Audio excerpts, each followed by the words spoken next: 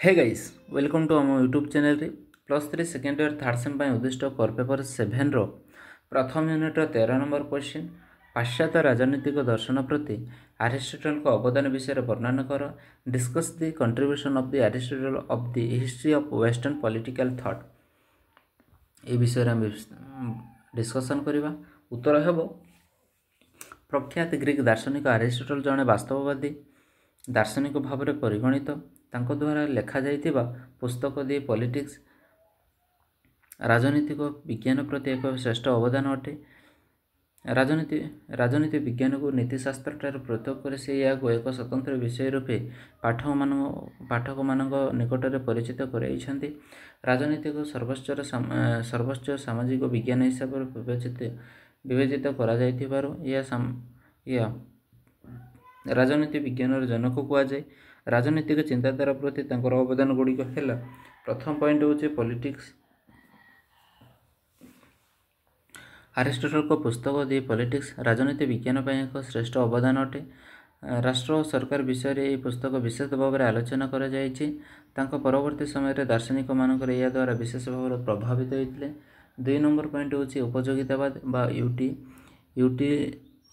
यूटिलिटारियनिज्म।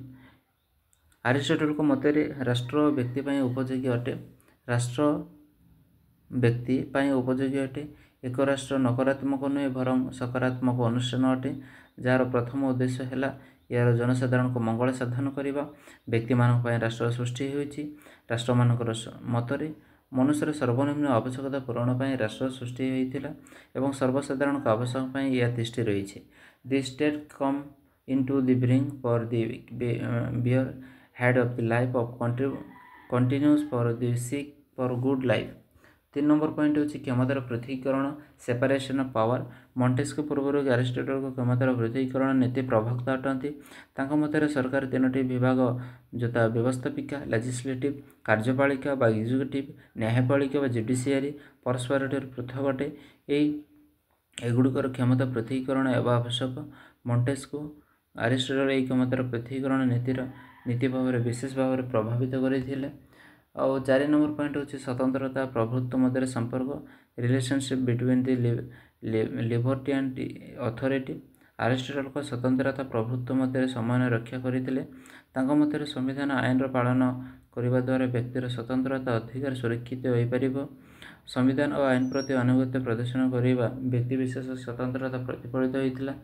5 number point हूँ आईन शासन रोल ऑफ लॉ। अरिस्टोटल आईन शासन उपर गुरुत्व आरोप कर राष्ट्र व्यक्तिर गुरुत्व नहीं बरं आईन शासन उपर प्रचलित एवं आवश्यक। आदर्श राष्ट्र आईन सर्वोच्च स्थान अधिष्ठित होता। 6 नंबर पॉइंट हूँ नीतिशास्त्र व राजनीतिक इथिक्स एंड पॉलिटिक्स। अरिस्टोटल नीतिशास्त्र राजनीति पृथक करते। प्लाटोंकर चिंताधारा कल्पना प्रस्तुत होता बेले अरिस्टोटल को चिंताधारा वास्तववादी दर्शन हिसाब से संस्कार उपर गुरुत्व देते। ये अरिस्टोटल राजनीति विज्ञान जनक बोली कहुए। 7 नंबर पॉइंट हूँ राजनीति अर्थनीति पॉलिटिकल एंड इकोनॉमिक। अरिस्टोटल राजनीति अर्थशास्त्र मध्य संपर्क स्थापन करते। मत राजनीति अर्थशास्त्र परस्पर निर्भरशील अटंती। राष्ट्र शासन परिचालन पर आधुनिक गुरुत्व देते। अन्यपक्षे राजनीतिक विज्ञान द्वारा अर्थनैतिक व्यवस्थार सुपरिचालन करते और अर्थशास्त्र राजनीतिक संगठन उपर प्रभाव पकई। राजनीतिक कार्य देशर अर्थनैतिक व्यवस्था उपर निर्भर करे।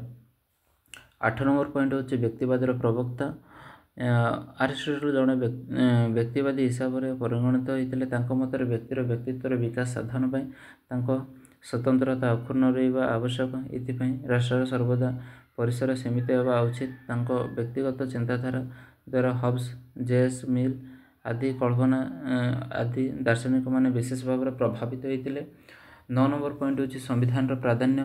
संविधान शासन व्यवस्था उपर अरिस्टोटल उपर गुरुत्व आरोप कर मत संविधान हूँ राष्ट्र सर्वोच्च आईन the supreme law of the land या कई विरोध करें। संविधान भित्तिभूमि अरिस्टोटल समय ही आरंभ होता। 10 नंबर पॉइंट हूँ तुलनात्मक पद्धति कंपैरेटिव मेथड। प्रथम दार्शनिक भाव में अरिस्टोटल राजनीति विज्ञान अध्ययन कर ତୁଳନାତ୍ମକ ପଦ୍ଧତି ଅନୁସରଣ କରିଥିଲେ।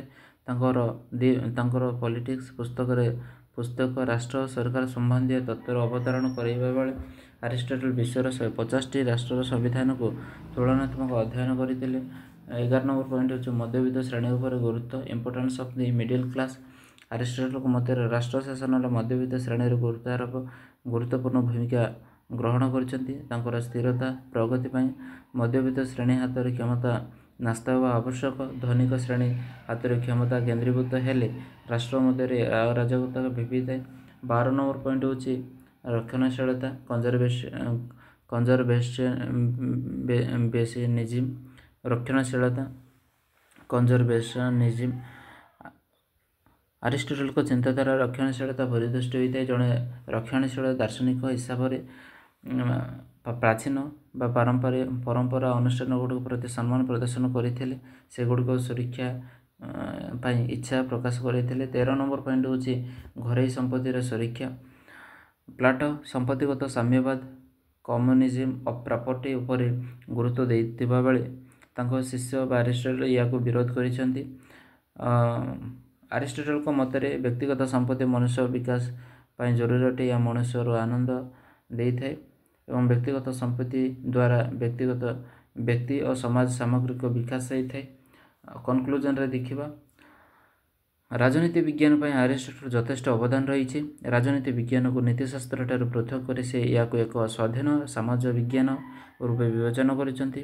ରାଷ୍ଟ୍ରର ସୁପରିଚାଳନା, ସାମ୍ବିଧାନିକ ବ୍ୟବସ୍ଥା, ନାଗରିକତା, କ୍ଷମତାର ପୃଥକୀକରଣ ଆଦି ବିଷୟଗୁଡ଼ିକ ଉପରେ ତାଙ୍କର ଚିନ୍ତାଧାରା ଅତୁଳନୀୟ ଅଟେ। ତାଙ୍କର ପରବର୍ତ୍ତୀ ସମୟରେ ଦାର୍ଶନିକମାନଙ୍କ ସେ ବିଶେଷ ଭାବରେ ପ୍ରଭାବିତ କରିଛନ୍ତି।